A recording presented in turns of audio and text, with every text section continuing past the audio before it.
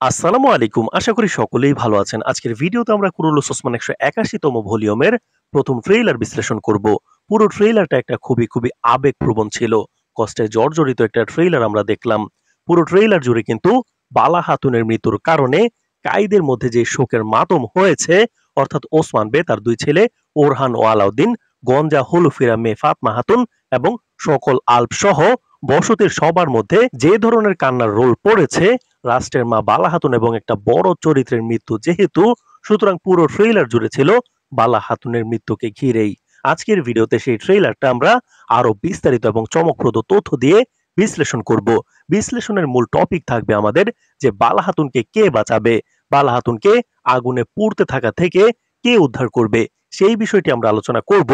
বালা খাতুনের মৃত্যু হবে না এই বিষয়ে অলরেডি দুটি ভিডিওতে আমরা কিন্তু বিস্তারিত আকারে বেশ কয়েকটা পয়েন্ট নিয়ে বিশ্লেষণ করেছি যে বালা খাতুন মরবে না। আমরা ওই বিষয়গুলো নিয়ে এই ভিডিওতে আর আলোচনা করব না, আর বালা খাতুনকে কে বাঁচাবে এবং কিভাবে বাঁচাতে পারে সেই বিষয়ে।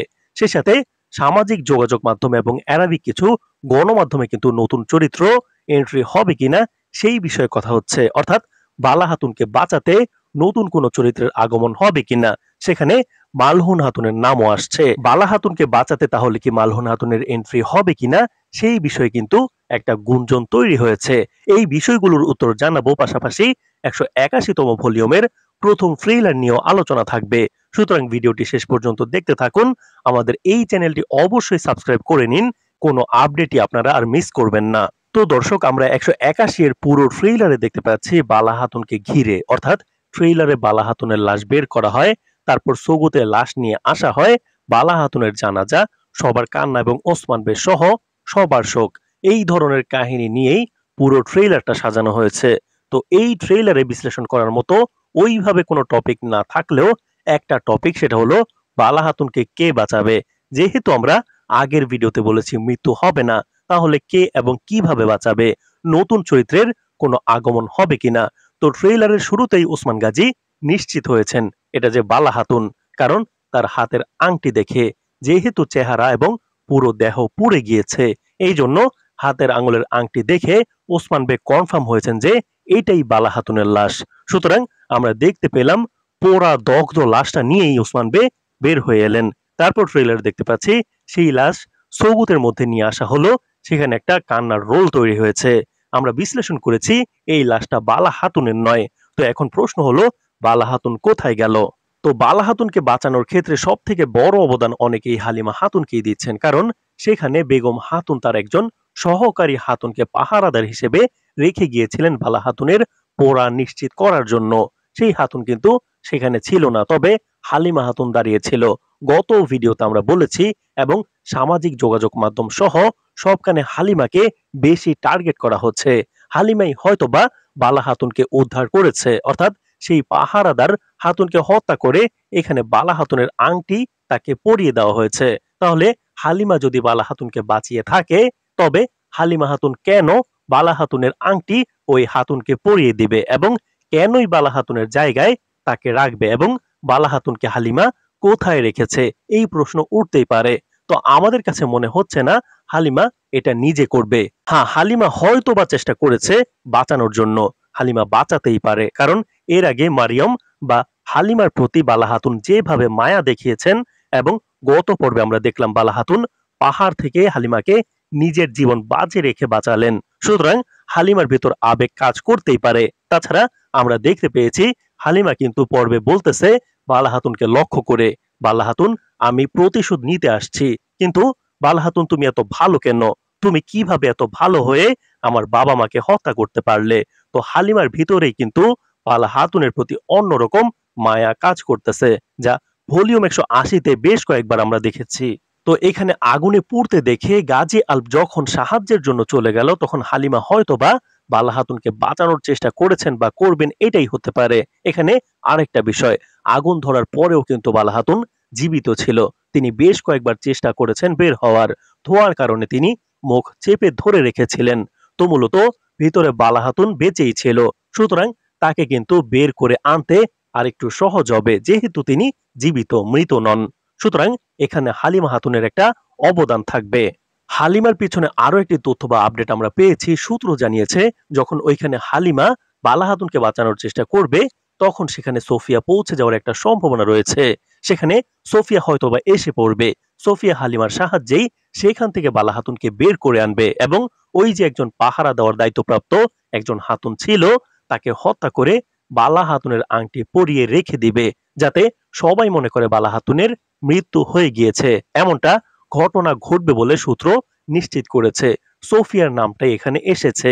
সোফিয়া হালিমাকে চুপ করিয়ে দিবেন, যেহেতু হালিমা এখন পর্যন্ত সোফিয়ার প্রতি আনুগত্যশীল আছেন। সোফিয়ার কথাতেই হালিমা হয়তো চুপ থাকবে, তিনি এটাও স্বীকার করবেন এটা বালা হাতুনেরই লাশ।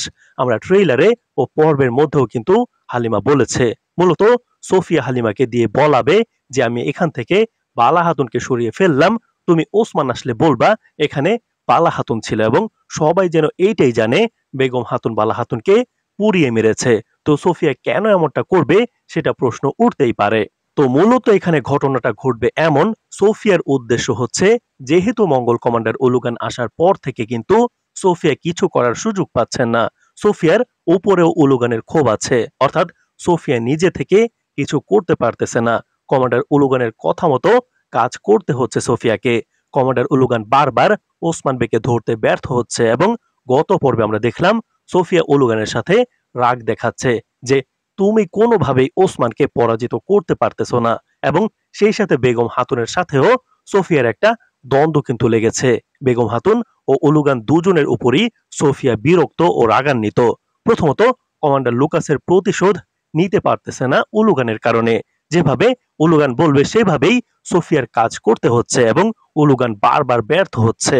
এই জন্য সোফিয়া চাইবে এখানে বালা হাতুনের মৃত্যু দেখিয়ে, অর্থাৎ হালিমার মাধ্যমে তিনি জানিয়ে দিলেন যে এটা বালা হাতুনের মৃত্যু হয়েছে, এবং পর্বে দেখলাম বেগম হাতুন যে আগুন দিয়েছে এটা হালিমাই জানিয়েছে ওসমান বেকে। তখন ওসমান বে কিন্তু রাগান্বিত হয়ে বেগম হাতুন ও ওলুগানের উপর হামলা চালিয়ে মেরে ফেলবে। তাদের মৃত্যু হলে সোফিয়া একাই পুরো রাজত্বটা শাসন করবে।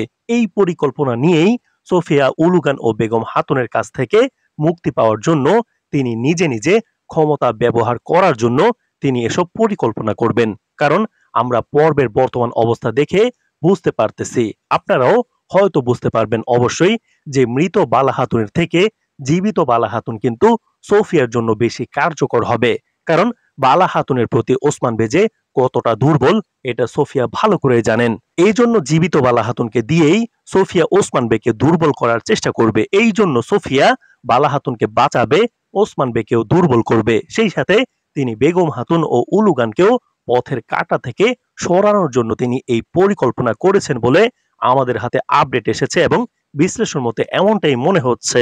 তবে এখানে আরেকটা বিশ্লেষণ অনেকেই বলতেছে, সেটা হলো মালহুন হাতুন ব্যাক করবেন কিনা, মালহুন হাতুন কি বালা হাতুনকে বাঁচাবেন কিনা, এমন কিন্তু অনেক গুজব সামাজিক যোগাযোগ মাধ্যমে ছড়িয়ে পড়তে দেখতে পাচ্ছি। তবে বালা হাতুনকে বাঁচাতে মালহুন হাতুন আসার কোনো আপডেট এখন পর্যন্ত আমাদের কাছে আসেনি। মালহুন হাতুন বা অন্য কোনো চরিত্র আসবে তেমন কোনো আপডেট আমাদের কাছে নেই। গত পর্বের আলোকে বালা হাতুনকে কে বাঁচাবে, কি কারণে বাঁচাবে, বালা হাতুন মরবে না, হালিমা হাতুনের কি অবদান থাকবে, এসব বিষয়ে বিশ্লেষণমূলক তথ্য জানালাম। তো আপনার মন্তব্য কমেন্ট বক্সে বালা হাতুনকে মৃত্যু সম্পর্কে যেই মন্তব্যটা আপনার রয়েছে সেটা জানিয়ে দিন। তো আজ এই পর্যন্তই, ধন্যবাদ।